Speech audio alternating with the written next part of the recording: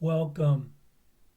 Today we will read Lesson 118 in the workbook and in the text, Chapter 12, Section 1, The Judgment of the Holy Spirit, paragraphs 7 through 10. And now for Lesson 118.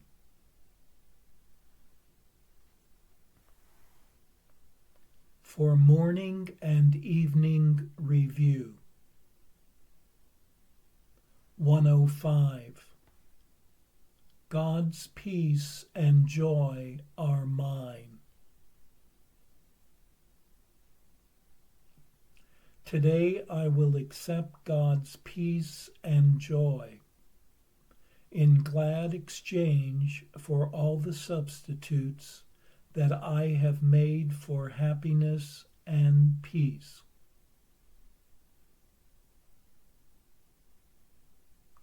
106. Let me be still and listen to the truth. Let my own feeble voice be still, and let me hear the mighty voice for truth itself assure me that I am God's perfect Son. On the hour. God's peace and joy are mine. On the half hour. Let me be still and listen to the truth.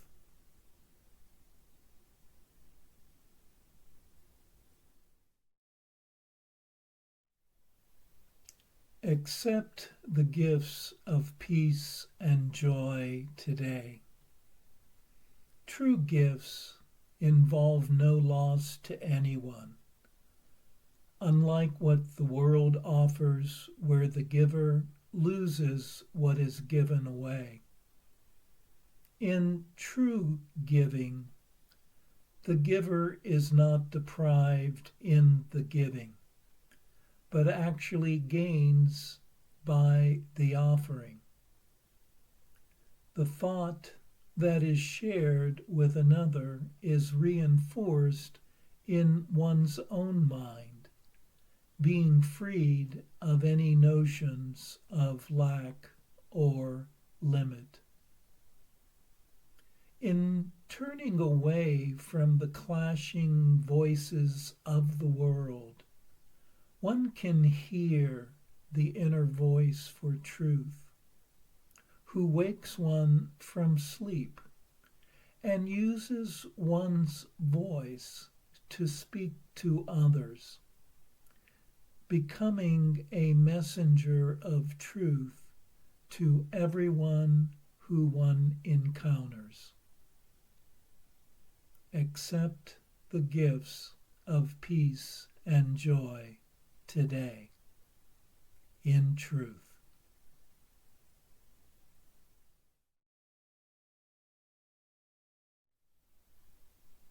And now for our text reading for today.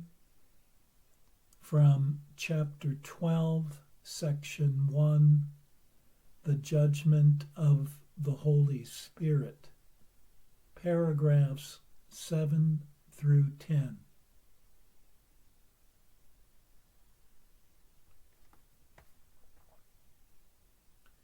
Your interpretations of your brother's needs are your interpretations of yours. By giving help, you are asking for it. And if you perceive but one need in yourself, you will be healed. For you will recognize God's answer as you want it to be. And if you want it in truth, it will be truly yours. Every appeal you answer in the name of Christ brings the remembrance of your Father closer to your awareness. For the sake of your need, then, hear every call for help as what it is, so God can answer you. By applying the Holy Spirit's interpretation of the reactions of others more and more consistently, you will gain an increasing awareness that his criteria are equally applicable to you. For to recognize fear is not enough to escape from it, although the recognition is necessary to demonstrate the need for escape. The Holy Spirit must still translate the fear into truth. If you were left with the fear once you had recognized it, you would have taken a step away from reality, not towards it. Yet we have repeatedly emphasized the need to recognize fear and face it without disguise as a crucial step in the undoing of the ego. Consider how well the Holy Spirit's interpretation of the motives of others will serve you then.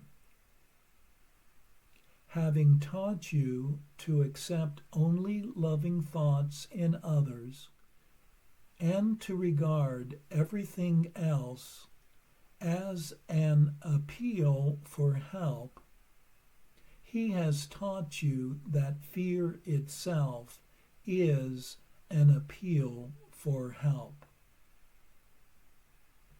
This is what recognizing fear really means. If you do not protect it, he will reinterpret it. That is the ultimate value in learning to perceive attack as a call for love. We have already learned that fear and attack are inevitably associated. If only attack produces fear, and if you see attack as the call for help that it is, the unreality of fear must dawn on you. For fear is a call for love, in unconscious recognition of what has been denied. Fear is a symptom of your own deep sense of loss. If when you perceive it in others, you learn to supply the loss, the basic cause of fear is removed. Thereby you teach yourself that fear does not exist in you.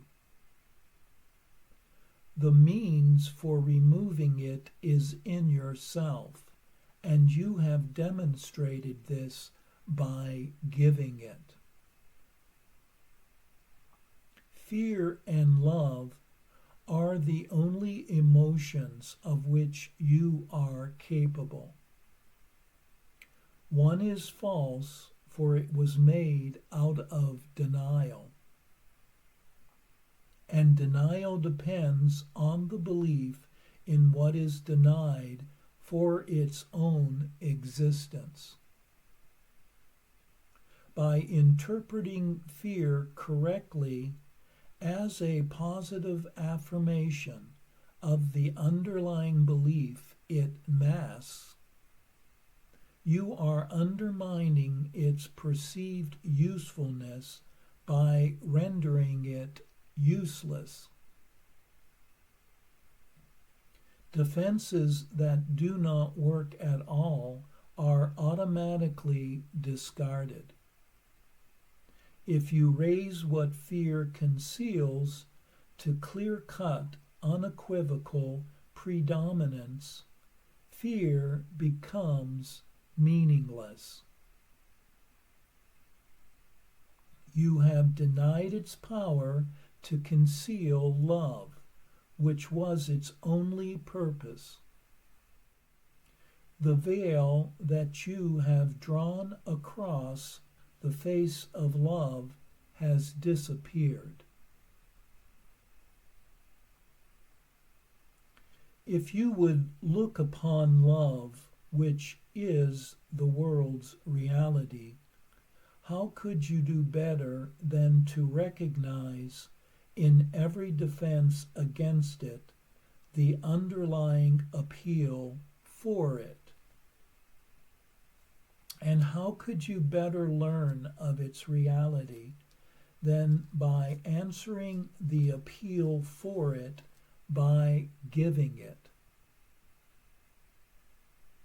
The Holy Spirit's interpretation of fear does dispel it. For the awareness of truth cannot be denied. Thus does the Holy Spirit replace fear with love and translate error into truth. And thus will you learn of Him how to replace your dream of separation with the fact of unity.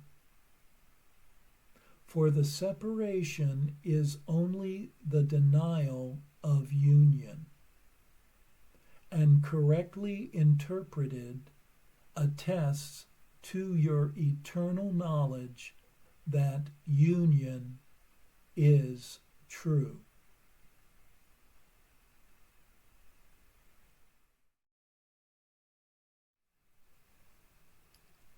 The teacher of truth instructs one to accept only loving thoughts in others, and everything else is seen but a call for help. By doing this, one learns that fear itself is a call for help. If one does not hold on to the fear and then turns it over to the teacher of truth, it will be reinterpreted through love.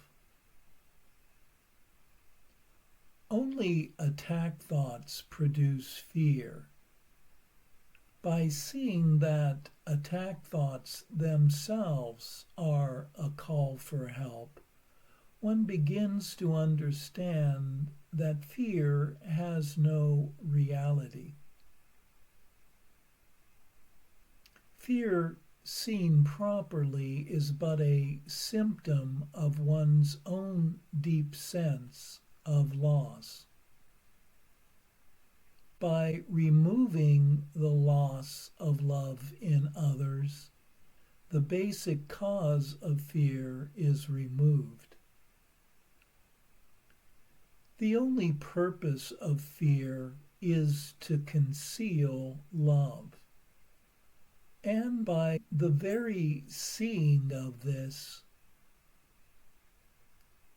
one has denied its power to do so.